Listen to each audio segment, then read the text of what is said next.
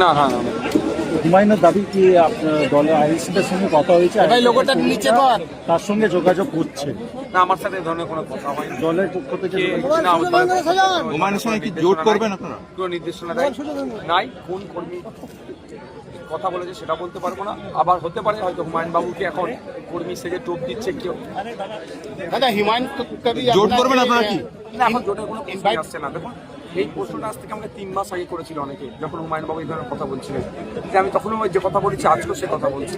তিনি লোকসভা নির্বাচন প্রাককালে যে কথা বলেছিলেন 30% কেটে হিন্দু ভাগীরথীতে ভাসিয়ে দেবো, ওই কথা থেকে উনি যতদিন না ফিরে আসছেন, জোটের প্রশ্ন কোনো আসছে না। উনি আগে ওই কথাতে প্রত্যাহার হোক, তারপরে আলোচনা টেবিলে বসুন। মসজিদ করতে না দেওয়ায় হুমায়ুনকে সাসপেন্ড করেছে তৃণমূল। এতে কি তৃণমূলের মুসলিম ভোট কমতে পারে? আপনারা কি সেই সুযোগ নেওয়ার চেষ্টা করবেন? দেখুন, আমরা মুসলিম হিন্দু ভোটে নিয়ে সুযোগ নেওয়ার চেষ্টা করবো না। আমরা মানুষের অধিকারের কথা বলবো। মানুষ যদি তার সুযোগ দেয় তাহলে আসবে। আর মমতা ব্যানার্জির আচরণ মুসলিম হিন্দুর কেউ আর নিতে পারছে না। এখন মমতা ব্যানার্জি হিন্দু ভাইদের মন পাওয়ার জন্য দার্জিলিং থেকে দীঘা পর্যন্ত মন্দির করতে ব্যস্ত। আর হুমায়ুন কবিরকে যে শোকজটা করেছেন বা সাসপেন্ড করেছেন, সেটাও কিন্তু হিন্দু ভাইদের মন পাওয়ার জন্য। এতে হিন্দু ভাইদের মনও গলবে না, আর মুসলমানরাও মনে মনে প্রস্তুতি নিয়ে নিয়েছে তৃণমূল হারাবে। হুমায়ুন কবির কি আপনাদের দলের সঙ্গে যোগাযোগ করেছে? না, আমাদের সাথে আমার কোনো অফিসিয়ালি যোগাযোগ হয়নি।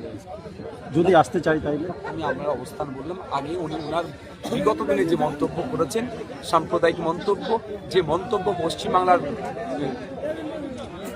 নজরুল রবির বাংলার মন্তব্য নয়, ঐক্যের মন্তব্য নয়, সেটা ঐক্যকে বিনষ্ট করবে। সে আগে প্রত্যাহার করুক, তারপরে আলোচনা হবে। দাদা, এখানকার যিনি ব্লক সভাপতি তৃণমূলের, তিনি বলছেন আপনি ভোট পাখি। ভোটের আগে এরকম বহু নেতা নেত্রী দিল্লি কলকাতা থেকে আসে। ওনার জন্মস্থানটা কোথায়? ওনার বাড়ির ঠিকানা কোথায়?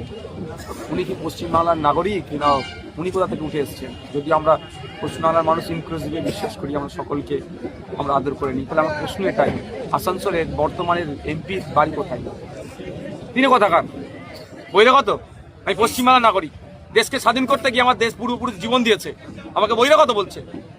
জবাব আগামী দিনে দেবো। নোংরামি যেটা করছে, আমি কিছু খবর এসেছে, বাহুবালি গিরি না, আগামী দিনে ছুটাবো গণতান্ত্রিক প্রক্রিয়ায়। আমি তখন রাজনৈতিক মঞ্চে আসেনি আছে প্রোগ্রামে, আজকে আমি কিছু বললাম না, আগামী দিনে আসবো। ওনাকে শুধু বলে দিতে চাই আপনাদের মাধ্যমে, উনি তো আমার কাছে একটা চারানার নেতা। ওনার মতো হাজার হাজার নেতা আমার সাথে পাঙ্গা নিয়ে পারেনি। ওনার নেতৃত্বকে আমি হিলাচ্ছি।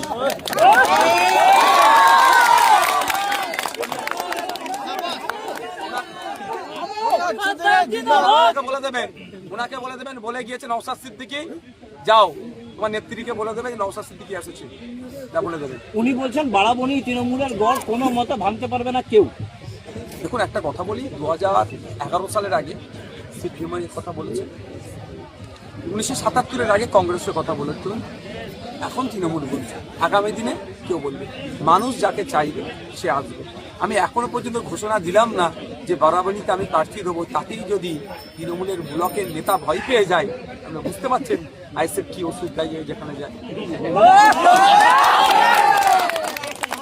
উনি যেটা বলছেন যে আপনাকে নিয়ে এসছে সে আগে তৃণমূলে ছিল, এরকম ধান্দাবাজ নেতারা থাকে, ভোটের আগে আসে, ভোটের পর চলে যায়।